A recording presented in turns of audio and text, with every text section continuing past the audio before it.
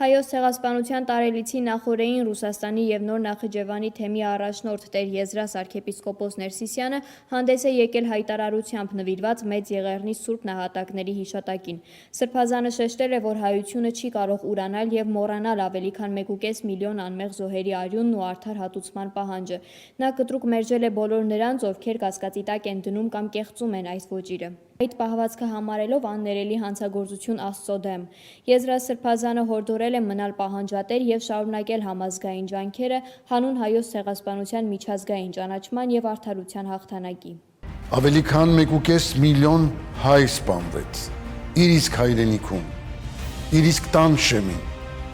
դարձան գաղթական ու որբ,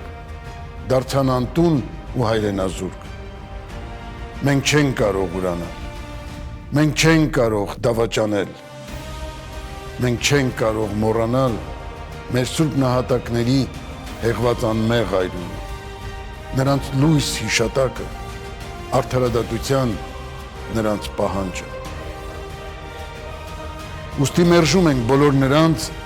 ովքեր հրաժարվում ու կասկածի տակ են դնում մարդկության դեմ գործված այս ցեղասպանությունը։ Մերժում ենք բոլոր նրանց, ովքեր կեղծում ու մոռացության են մատնում դարասկզբի ամենամեծ ու հրեշավոր